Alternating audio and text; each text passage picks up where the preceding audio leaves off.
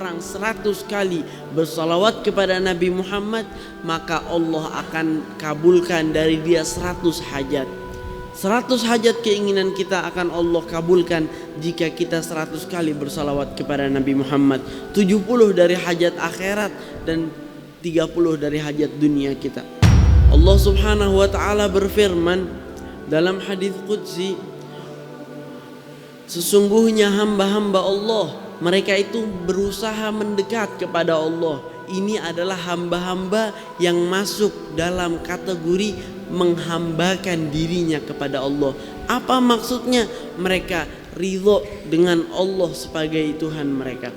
Apa yang mereka lakukan? Mereka itu selalu ingin dekat dengan Allah, selalu ingin dekat dengan Rasulullah. Mereka ingin dekat karena besarnya keinginan mereka, kecintaan mereka kepada Allah dan Rasulnya, maka tergeraklah niat-niat baik di hati mereka. Apa niat-niat baik itu? Untuk melakukan kewajiban-kewajiban yang Allah perintahkan. Dari kewajiban sholat, kewajiban-kewajiban lainnya, juga menjauhi larangan-larangan Allah. Setelah dia melakukan semua hal-hal itu, masih ada lagi niat ingin lebih dekat lagi kepada Allah. Apa yang dilakukan oleh hamba ini? Menjalani sunnah-sunnah Nabi Muhammad sallallahu alaihi wasallam. Sallallahu ala Nabi. Setelah dia memulai menjalani sunnah Nabi Muhammad, terus ia menambah sunnah-sunnah itu sampai dia dicintai oleh Allah Subhanahu wa ta'ala. Innal abdi yataqarrabu ilayya bi ada' ma aftaradtu alaihi. Hamba itu mendekat kepadaku dengan melakukan hal-hal yang sudah aku wajibkan kepada dia. Wala zalul abdi yataqarrabu ilayya bin nawafil hatta uhibbah. Dan seorang hamba itu masih ingin lebih dekat lagi dengan Allah dengan menjalani sunnah-sunnah Nabi Muhammad sampai dicintai oleh Allah. Dan setelah dia dicintai oleh Allah, mulai terlihat padanya tanda-tanda bahwa dia sudah dicintai oleh Allah. Gerak-geriknya berubah, cara bicaranya berubah, akhlak budi pekertinya berubah menjadi seperti Nabi Muhammad SAW.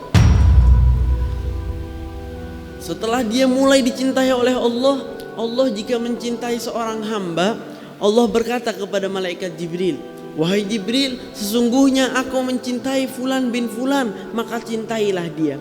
Allah memerintahkan kepada malaikat Jibril untuk mencintai hamba ini karena hamba ini sudah dicintai oleh Allah. Maka dicintailah hamba itu oleh malaikat Jibril.